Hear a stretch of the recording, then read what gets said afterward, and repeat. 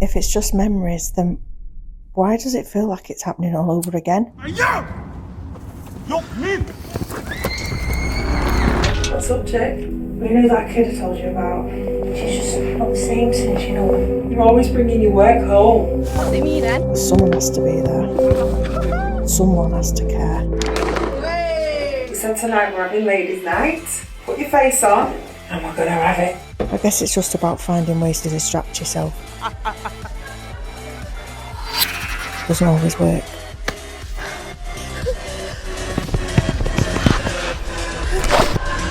PTSD.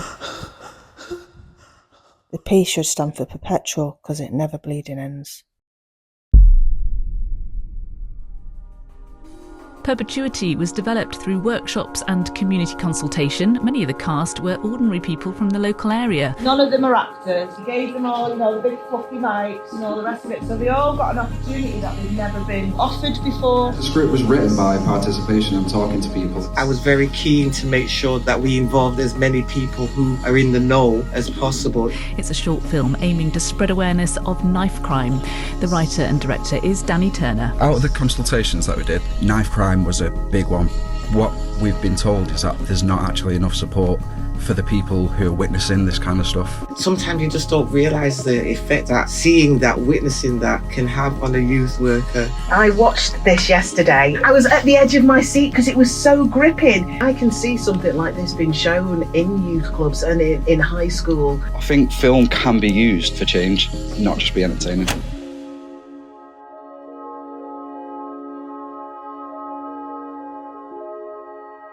Applause needs to go to every single person in this room because you've shown out, you've got your glad rags on, and everyone is looking fantastic. Stephanie, thank you for letting us into your amazing establishment.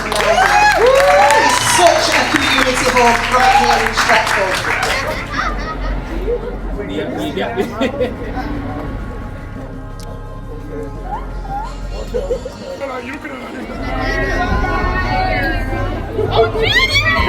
You're here to watch a film called Perpetuity. Now, I had the pleasure of seeing this, and I have to say, it shook me to the core.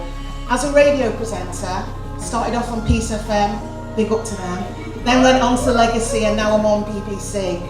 I do reports all the time of things that are happening in the community, things that are happening in the world. When I see them on a screen, I'm not thinking about the impact that it's had to the people that have been surrounded by this event. And this film you're going to see today, I do have to tell you there is some trigger warnings, but we're also going to look at how we as a community can come together, because there's so many movers and shakers that I'm seeing in this room today. But what can we do? We are the ones that can provide these solutions and these stopgaps to see if we can help stop this happening. Trust me, you will never grow if you blame your past. And you will never go brain stuck where you're at. You gotta step on stones, pave over the cracks, and always let them know when they're paying your back. Cause there's so much you can show them when you're saying the facts. No, it ain't about provoking, it's a way to advance. Take that as you want it, I'm just being honest. Funny how dumb situations give you knowledge. Funnier the crazy situations give you logic. All up in your face, just depends on how you watch it. Don't keep it on replay, just make sure that you're taking from it. Don't have to do in favour. And don't be doing favours if you're gonna clear your pocket. Keep them all in mind, do way more when you got it. Can't let them take you shine, it's lightning, go sunny. Keep clear skies in mind, you see something. Say it by the side to lie, the line's cutting. Might not even lie, it's life when things happen. Just be careful with your time, sometimes they won't back it life. I just need a moment in my own space. I just need a moment in my own space. Ask me how I'm doing, I said okay, yeah. Well, ain't that what we all say? Bring back to the old me. Have me put those conversations with the old me. When my mama used to hold me, I wish somebody would have told me.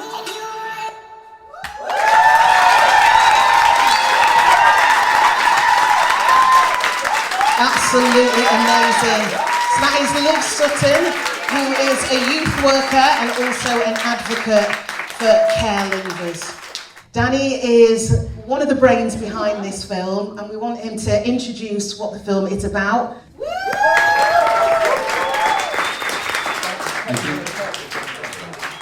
You know, my dad said to me today, It's a little 5-minute film. All this stress for a 5-minute film. But you know what? It's been a journey, hasn't it? Judith Shaw, she's amazing. She once told me, it takes a community to make things happen. And you know what? We're blessed to be working with the most creative, beautiful, resilient community I've ever been introduced to. So thank you so much for coming down. So when I talked to Judith about this idea, it was a year ago, and she said, nah, your chest's too high. A little chat, and then she agreed to help produce the film, and it's great, because if you know Judith, you know, if you want something to happen, you tell Judith what you want, she makes it happen. So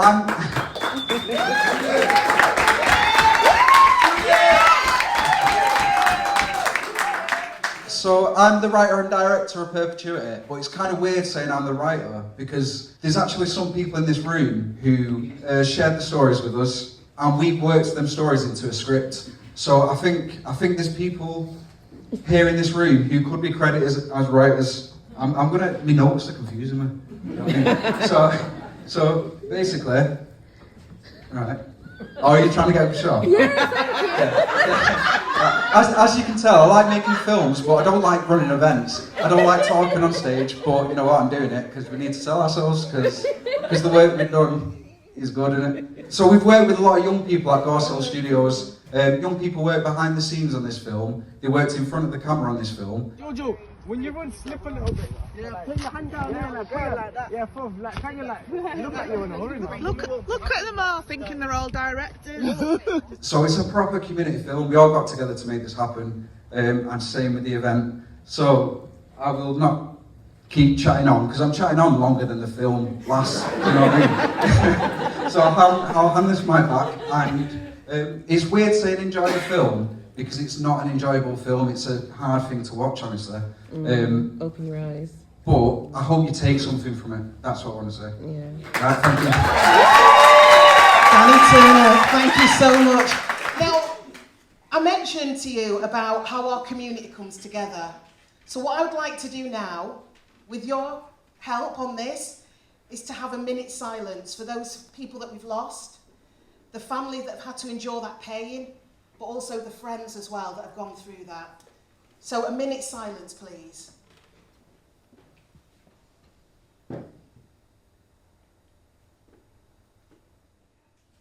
Thank you very much.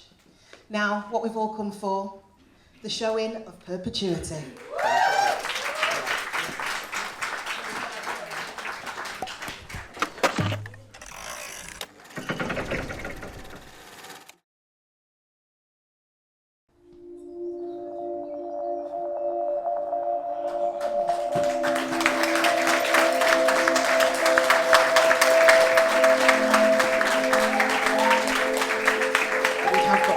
Available today, so if that affected anybody, we've got some amazing charities here that can help. We've got 42nd Street, we've also got Big Life, and we've got the African Caribbean Mental Health Group.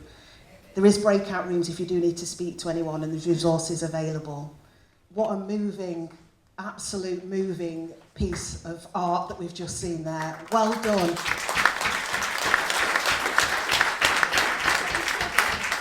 I run an organisation called 84 Youth. We were established in direct response to ongoing violence and trauma. Its inception is tied to tragic events on the 8th of August 2017, when 11 young people, unfairly labelled as gang members, were convicted of murder and manslaughter following a fatal incident involving a single perpetrator. So only one person had actually committed the act, but 11 got guilty. They had no prior convictions for the most part, weren't known to the police, yet the gang narrative was used heavily on them to justify the harsh sentences that totaled 168 years altogether.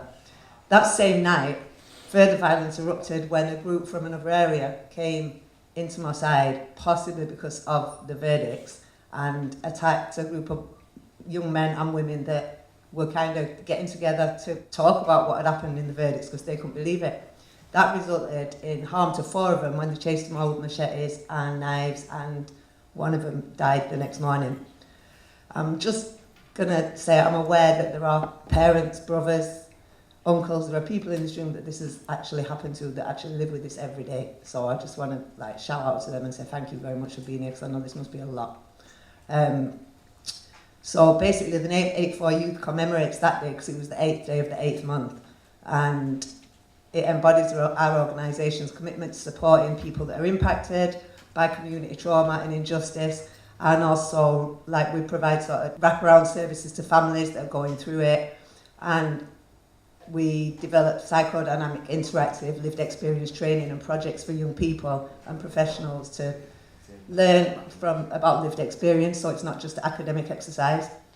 So when Judith and Danny asked if I'd be a part of this film about youth violence violence amongst young people, it didn't really take a second thought, but I didn't actually expect that what I said would change the whole direction of the film, but here we are. Developing programs or interventions to reduce violence amongst young people, dealing with the aftermath, has been at the centre of my professional life for over 20 years. And it's taken over a large part of my personal life for even longer. It kind of got to a point where I didn't think about anything else, and I think I'm pretty boring because I got a bit obsessive. Everything I read, spoke about, thought about was associated in some way, whether it was the systemic violence of racism in institutions, cultural violence or racism that's becoming more visible, unfortunately, in our society, how they both create the severe social inequalities that impact on the lives of young people and contribute significantly to the direct violence that we're talking about today. It's not a problem that's isolated to black communities, although for some reason the media oversell this compared to violence that's prevalent in other communities across the UK. The most violent communities have been white, predominantly, and based in culturally white regions such as Glasgow and Lincolnshire, but that's a whole other event. The media does have relevance though, as the coverage, the videos, the stereotypes, the comments, they significantly add to people's trauma. So being based in Marseille, there is a specific focus on race for me, not only due to the demographic, but also due to the racial injustices that I witnessed in court. The film showed a youth worker see the murder of a young man, as portrayed by Emma, and it showed that it can leave a witness with PTSD. So when we think about PTSD, I guess that's what we think it looks like, and it probably does. Something bad happens, we're going to fight, flight, freeze, flashbacks. But then I want to bring in other responses that happen. So we also have flop, where you just can't do anything fun, where you're kind of trying to please people, keep everyone happy. And finish, which is like, it's game over. If someone comes to attack you, you've got to finish. Because you've seen it before. So the reality is everyone experiences PTSD differently. Awareness raising is absolutely necessary to ensure people that are experiencing it understand that they're experiencing it, and at least can start to look for help. There's a tendency to normalise it in our community due to a lack of intervention and commonality of shared experience, because so many people see it. We've got some incredible, as it's been said, mental health services in this space. 42nd Street, who I've used a lot, Khan, NHS talking therapies. I'm sure they'll agree that we simply don't have the capacity to meet the current need. And if we're serious as a society, we need to ensure that we have appropriate, well-resourced, accessible, at the point that they're needed, services to address it, so sufferers can begin to heal, and in doing so, live a life rather than being in survival mode. So many times, young people I know, along with myself, have seen the murder of someone they've known for a long time. They've been friends with since primary school, or in my case, worked with as a youth worker. It's difficult to explain the relationship between a youth worker and the young people, as all the youth workers in this room would be able to tell you. Especially when they live in the same community as you, and the community that you work in. And they experience all the same things at the same time. So following an incident, young people don't get time off school, they don't get time off college or work, and so that makes our job more intense at that moment when we're also dealing with it. I've got to thank people for this. I've got to thank like Irvin, Silva, Kemoy, Alfred, James, Lisa, and Michael, because I know you all do your bit at times like that. If there's anyone else that I've not seen tonight and I've not mentioned, I'm sorry. Raise your hand and I'll shout you out. Right. My trauma response personally is phoning. So that means I do whatever I can to support the community at that time, in particular the family and the young people that are most affected. It's my attempt, I guess, at reducing any further trauma from happening. And it also means I've not got to acknowledge mine. It also means that I can push mine down and I can focus on others. I've also got ADHD, and that gives me the ability to hyper-focus in times like that on anything that I'm interested in. that creates then a constant stream of new traumatic experience, new layers of devastation, and that's why we don't call it post-traumatic stress disorder. We called it perpetual traumatic stress disorder for quite a long time now. It's not just victims' families and friends who experience it. Studies have also shown that the actual act of killing can create high-level trauma for the perpetrator, and many perpetrators have experienced a lot of trauma in their life. That's how they've got to that point. Which, like we said, if there were services in place that had enough capacity to meet the need, that could be reduced. When joint enterprise is used and multiple defendants are charged with a murder and it's clear there was only a single perpetrator, again, that's traumatic. Watching children or young people in court having to defend themselves against a system that's already decided that they're guilty based on their appearance and the community they're from, that induces extreme levels of helplessness and trauma over a prolonged period. That helplessness in itself is traumatic. When you live in the same place that the trauma occurred, there are permanent triggers everywhere to subconsciously remind you. They remind you that you're not safe. They remind you of people who are no longer with us. They remind you of the people that are suffering. And they're like dotted around the community, and you pass them every day, and every day it jumps in your head, but you push it out because you have to, because you've got to carry on. It can be difficult to make decisions from a place of logic if you're experiencing PTSD. Because if emotions are high, emotions will override the logic. Emotions are far more powerful than logic, particularly if you're not even aware that you've got trauma and it's your normal. Anyway, the effects of perpetual trauma are too vast for this time slot, but they do have a lasting impact on how we relate and respond to the world, to authority, to family, to friends, and they could affect our relationships, confidence, security, ability to feel happy, or indeed to feel anything, our mental and physical health and well-being, and pretty much all of our life choices. So it's imperative that we acknowledge it and we try and get support and help. Anyway, thank you.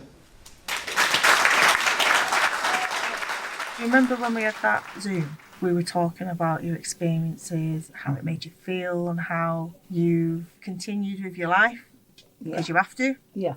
I took all of that in and inhaled it because I don't think I can ever really relate to what you've been through. And I had to, out of respect for you, I had to draw from another place where I've had trauma. In the club, it was almost like, you know, people were there having a nice time, enjoying their lives. And I think that Naomi wanted to put a brave face on it, and also a friend has said, you know, come on, we're having a night out, let's just do this, let's get on with life, just get on with things. I think that scene showed the post-traumatic stress disorder the most because there was occasions where she was triggered, trying to hold it together, trigger, trying to hold it together, trigger. It's overload on sensory stuff, and so I've actually stopped going. I struggle with that a lot because when we had our meeting, you were saying how you've actually got used to the point you would have held it together. If they're not crying, I'm not crying. Mm-hmm. I think that's what you said. Yeah. That scene required for, like you say, sensationalism. It needed that kind of level of upset. Yeah. Do you know what I mean? You did it right. Like, that is how you're supposed to respond to trauma. That was perfect for me. The scene where it was all happening very fast, and then he was on the ground, and I looked in his eyes. His eyes told me everything, so I don't know what he knows or what he's witnessed or what, and I didn't need to know. But I just looked in his eyes, and his eyes just said so much. The approach that you both took was real grassroots, and it was really inspiring because I wish that more filmmakers were like that, because sometimes you feel that there's an element of professionalism that is masking how people feel about their own projects, and it becomes almost like you're just all pretending to care about the subject matter. It was different with Moving Parts Media because it was real. Raw, and you can work with raw. Honestly, you can work honestly with raw. We're living in a world where things happen so often and it's desensitized. Organisations and police or anybody who's in any kind of influential position needs to go back to empathy training, because I think we've lost empathy and understanding for fellow human beings. It always affects me. Yeah. People affect me. Empath. Yeah. But I'd rather be like that. Yeah. I do it, but yeah. Okay. Thank you. You take care. I hope we can get the video link on the night so we don't have to play this random video. So do I. So Danny, the question that I want to ask you, because you're part of Moving Parts Media, filmmaker and also youth worker, when you put together a film like that, you have to have a reason. What was that? This started as a uni project, but then just grew. This was never envisaged as a film that you just show someone and then that's the film done. It was always seen as something, you watch the film and then you talk about it, it starts a discussion. What I wanted from this film is to get amazing people in a room, like community champions, Keira, Akemia, Sefton, and discuss this and see if there's any way forward. And also, can we signpost? You know, can we get the word out there that there is services available for people, you know, just to talk? Need more funding. Yeah. So if there's anyone who can give us some funding in there. If anyone has experienced what we've seen in this, what services are out there to help? All the ones that are in the room, they would be my go-to ones, to be fair. I actually went to the doctor because I was struggling and I got diagnosed with like extreme complex PTSD, and I'm under talking therapies but Trafford, and they've been brilliant. If you're a young person, I'd start with 42nd Street, that's only because I know that they're amazing. If you can just find someone who you know has experienced something similar, and you can have that conversation and know that they hear you and they see you, and that sometimes helps. I think you made a good point. For young people, 42nd Street, definitely the go-to. I'm Sefton Simpson, I'm from African and Caribbean Mental Health Services. Currently our waiting list isn't that long for talking therapies, so you'll probably be in treatment within a couple of weeks. People can self-refer and organisations can refer in also. We've got a couple of members of our team. We've got the team manager, Selena, and we've also got one of our therapists, Sonia, in the corner, should anybody want to speak to them. A little about the organisation. We came into existence about 38 years ago because community individuals came together to challenge the fact that there was an overrepresentation of young black men in the mental health system. According to the 2019 Index of Multiple Deprivation, Manchester is the 6th most deprived authority area out of 326. That means when you're born in Manchester, everything's against you. Inequalities and lots of challenges, so we can't discuss any of them in isolation. We have to remember all of the issues that we're facing, and I think together we can come up with some really good initiatives to make a difference, and this film is definitely one of them. Thank you very much for that question. Now I want to put this one to Keira. Tell us about some of the initiatives that are happening as we speak. So before I start, I did wanted to say that I'm also somebody who has lost somebody to knife crime. So many of you will know the story. I lost my nephew last year, April 2024, to knife crime, Prince Walker. He went out, normal day, and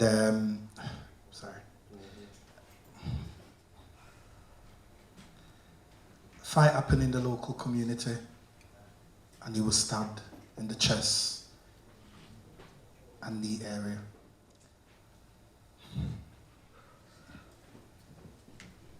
Keira runs KAISO, lots and lots of young people. It's like Pied Piper, they all follow him around and they all turn up at Powerhouse religiously every Friday. He's been doing youth work since he was 16. Since he came to England from Jamaica, he's been working in the community. He's a treasure to my side.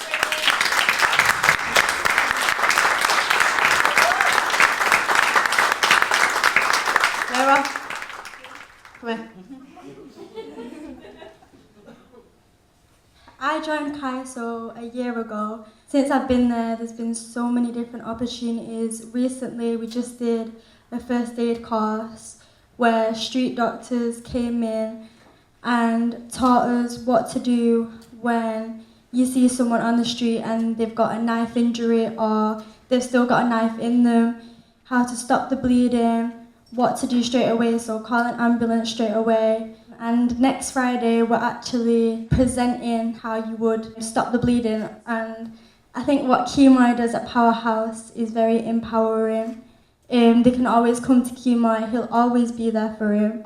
And I hope someone's there for you too, because you deserve everything. What these young people need to understand is they are our motivation. Nearly every youth worker in this room, literally every youth worker will tell you that you're the reason we do what we do. Trust me. Well, we've got all these services together and everyone can put their heads together. I think it's worth talking about early intervention and how, you know, a lot of these people that are taking out weapons are actually scared. They feel powerless, and that's them feeling powerful. Because I did go to court for carrying a weapon. That was a few years ago, and I worked for the council and like turned it around and whatever else. But thank you. I appreciate that. But it's not. No. I'm just saying. I don't expect like, you know. I'm just saying, how do we get young people to avoid the situation? You know, like, don't take it out in the first place, because if you got it on you, you feel like it's protection. You know what I mean? But realistically, it's not. We all know that statistically, the higher amount of people that take it out get it used on themselves. How do we make people feel safe and protected in their own area? Tackle it from younger ages. Maybe there needs to be something done in primary schools. Maybe, you know, because people don't feel safe. They're seeing on the news that other kids are carrying knives, other kids are carrying weapons, and oh, this stuff's going on, maybe I need to carry one.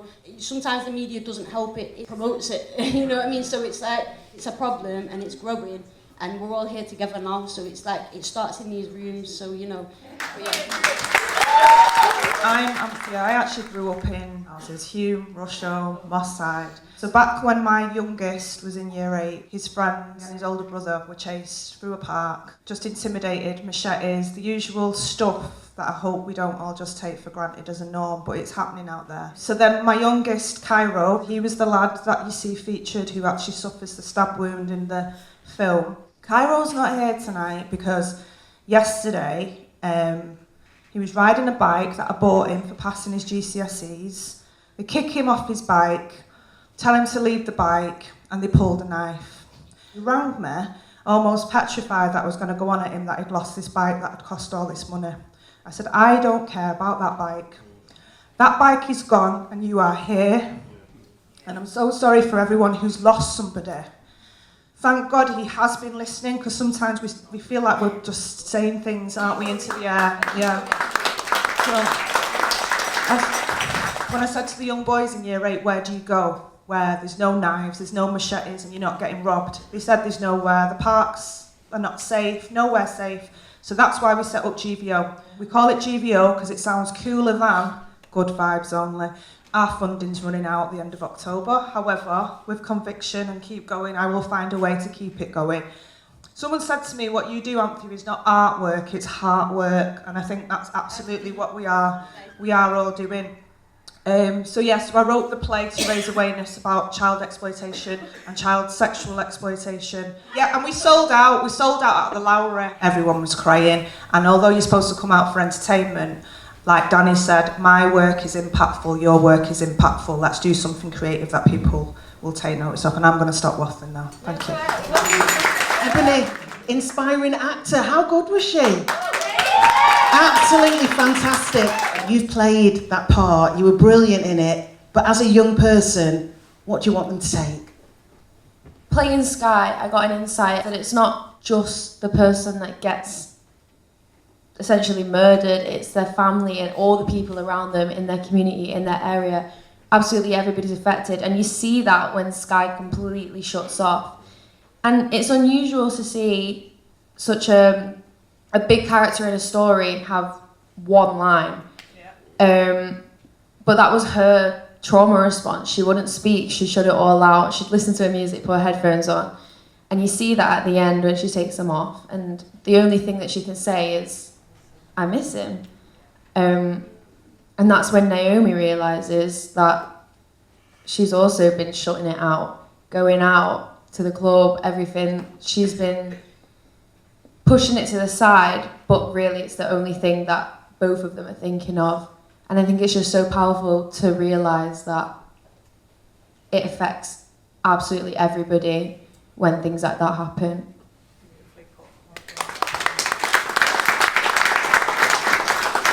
I am going to open up for questions. I think, Doretta, did you have your hand up? That was an absolutely moving story. It's even like a documentary as well, a little short doc. But honestly, I am so impressed with what all of you have done.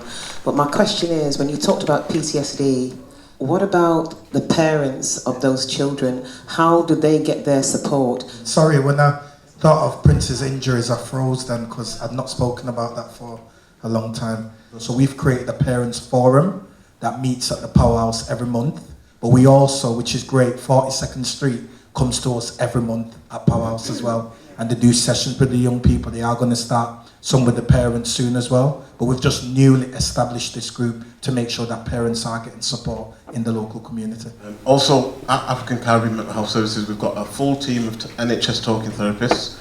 We've also got person-centred therapists as well, because it's a little different. We've got music for well-being, so we've got a full recording studio and live room, because sometimes the medicine isn't direct, it's not a conversation. Sometimes it's through the arts, as you mentioned, and other ways. We've got women's group, we've got men's group, we've got a lot of services that are free to access. So anybody who knows anybody who needs support, you can point them our way as well. I had a cousin who was stabbed and murdered in 2007. I had another cousin who was stabbed, but he survived and he turned his life around and he helps youngsters and everything. There was the retaliation, and then you got others, you know, it's like a back and forth thing, back and forth.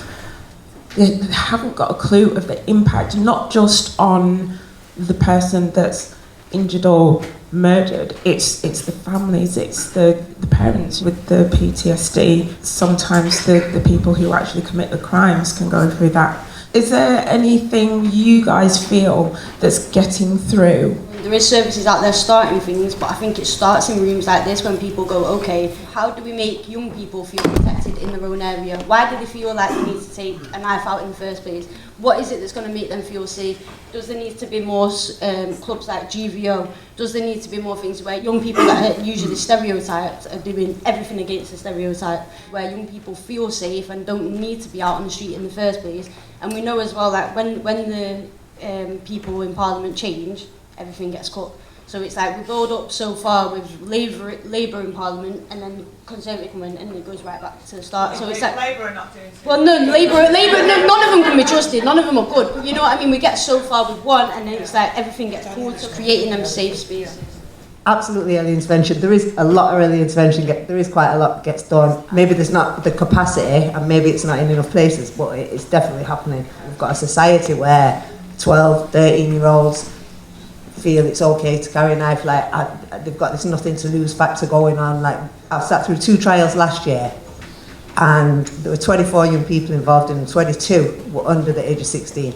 And I'm supporting parents. I'm going to support like the victims' family, but then saying the joint enterprise case, you end up supporting the families of the defendants as well. And I was like, I've got to do something. We need to do something, because young people clearly they're not comprehending the impact of this. And so I was fortunately given the funding to create a pilot for schools. We've got videos of mums that looks at the impact on them, and they're the mothers of victims, and there's 2 mums who are mums of defendants, and it's really intense. A defendant mum and a victim's mum come into the school. When they're there doing the session with me, the young people don't know, the students don't know, until they see the video, and then they're like, oh, that's that mum, and then they get the opportunity to ask questions. This is like a 90-minute workshop, and they are still engaged after 90 minutes, so like to me that shows that it's working. I've been working in Moss Side and Hume for about 30 years and living proof of directly working with gangs, training individuals, employing them to be role models. One of the things is about what messages are we giving to the local authority, to the MPs. It is about prevention and early help. It doesn't cost much when a young person is killed on the streets to have some kind of support framework where our services are triggered. We never get a phone call when a young person has been stabbed on the streets. That doesn't cost money. That is about influencing change. It's about us working collectively together. If we need money, how are we working together to, try and attract funding? We should start looking at trying to develop an alternative to secure units for black people who face the biggest penalties when they're sectioned. I would welcome a phone call to say, get your staff ready because there's been a murder on the street. Not only would we have people available, but we'd go walking on the streets to support people. I just want to impress. That doesn't cost money. We're already here. Greetings, everybody. That was a brilliant thing about perpetuity. A continuous happening without no change. Imagine that. People dying on our streets on a regular occurrence, and our young people are doing this thing. You have to ask the question, where are the fathers?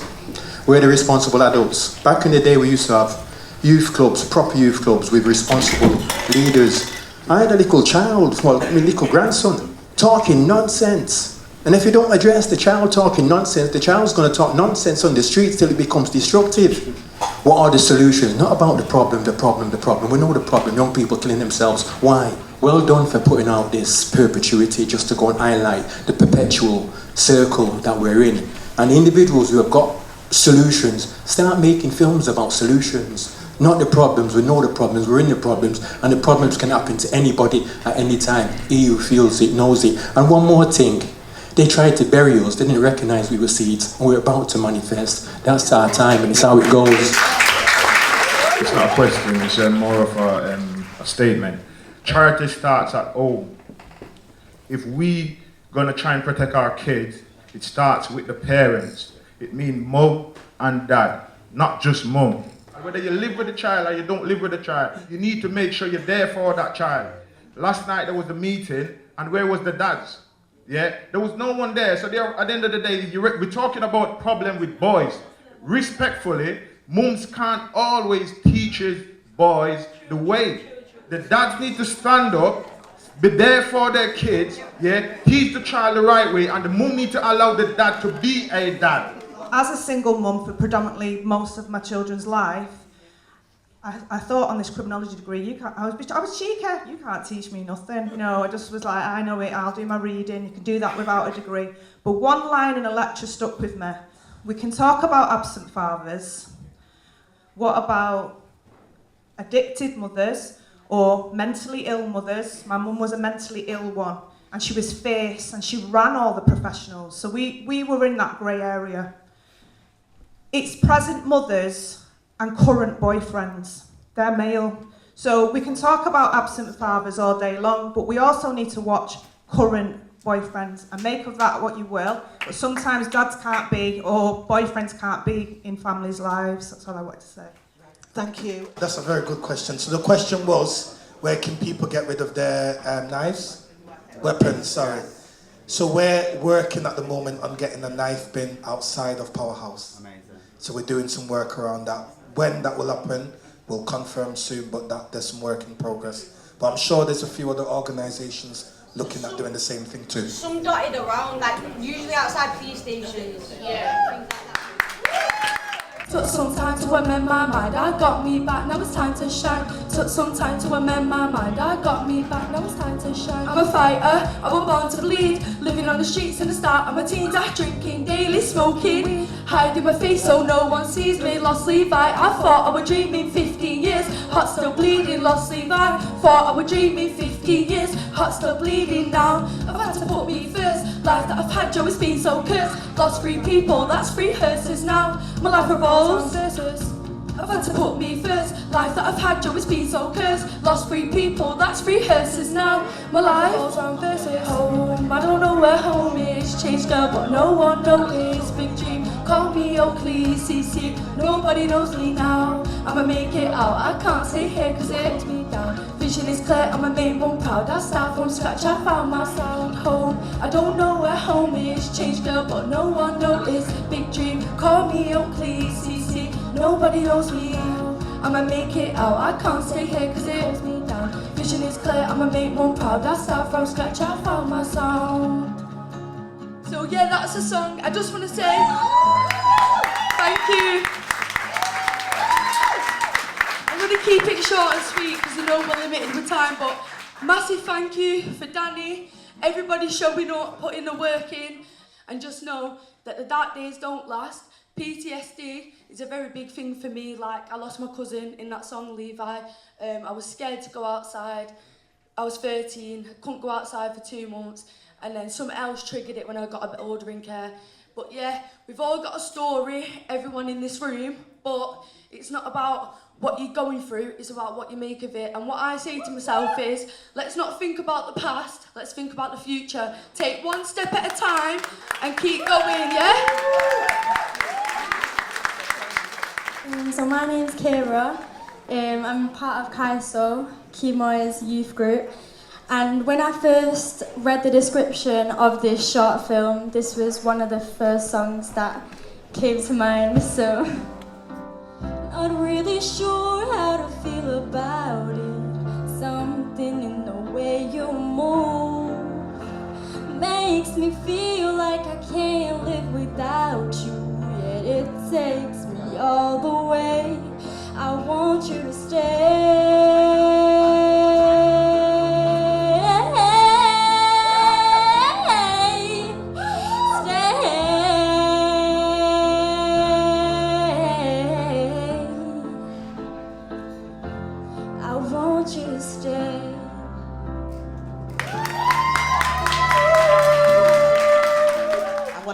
Danny and Judith for an incredible piece of art that sparked so much conversation. Judith has been one of my mentors since I was very, very young, in my teens. I look around the room and my mentorship started from high school, from when Akemia used to come into Trinity High School. I was in the LSU, which was classed as the unit for the bad kids. But the kids that were, you know, we had our challenges in school, so right. So we had Kemi come in school. Anthea was one of my mentors who was on the panel. Sister Wendy, another mentor of mine. And I think something, you see the thread running through, it's the mentors that allow people like myself to keep going. When you're broken down and tired of living life on a merry-go-round, and you can feel the fighter, I see it in you, so we can work it out and move mountains. We'll work it out, move mountains. We will,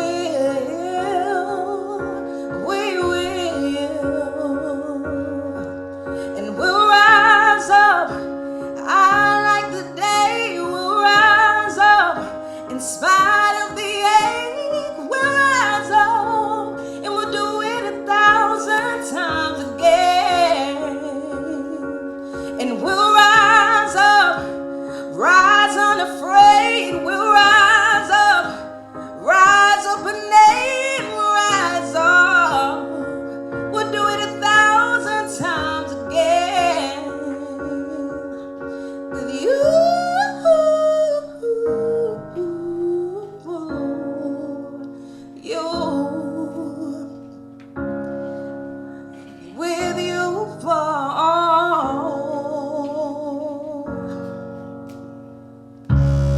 Broken down and tired of living life on a merry-go-round, and you can't stand the fight. I see it in you, so we can work it out and move mountains, move.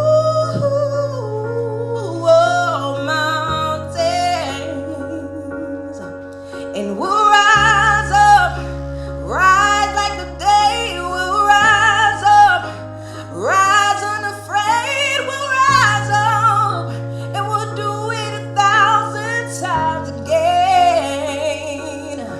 Said we'll rise up, in spite of the ache. We'll rise up, rise unafraid. We'll rise up, and we'll do it, we'll do it, we'll do it.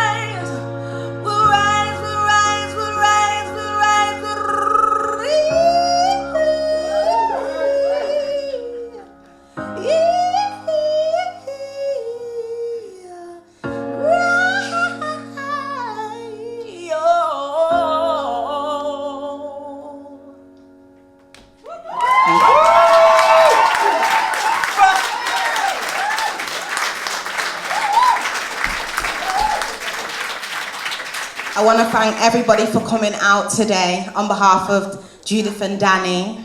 I want to thank Stephanie for being an incredible host. Thank you for everything, the food, the juices, the drinks. We want to thank Simone for being an incredible host. I want to thank Danny's girlfriend for being super, super supportive. We want to thank Ebony, our star girl, incredible actor. And the last vote was for Emma, but she's in London, so I'll keep them myself. Yeah. Let's make some noise for our ladies. No, why have you pushed the mic in the I've avoided it all night. Me and Danny met 13 years ago at Asda car park, where we had an event there. He's been filming ever since, doing loads of stuff in the community. What we see at the back here is like a section of our show reel over the 13 years. To put everything together, we didn't have much funding, we just had the heart. Went to Asda and they offered us £30 funding. So I just want to give a shout out to the people who helped make this happen. We've got Solace, and then we've got Fresh Start Independence Project, The Forgotten Generations, WD Legal, Moss Side Talk TV, J2, Hair and Beauty, Museum Misha, Jennifer Pearson, who isn't a company but she donated anyway. Got the Melville, where we all are today. I just needed to jump in and say one very important thank you. I've been in youth work for 8 years, and the first young person I ever worked with is right here filming the event right now. So, this is Alfie Ryan. I started teaching him little film things, and he's still into it, he's still doing it, but he got his camera teeth last year, so what I want to do, the very first camera I ever got, I want to hand it to you. And I want you to carry on doing your thing, yeah.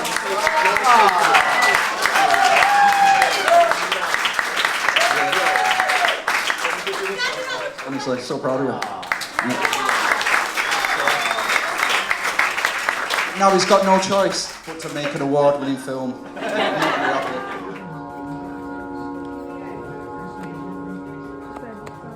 Yeah.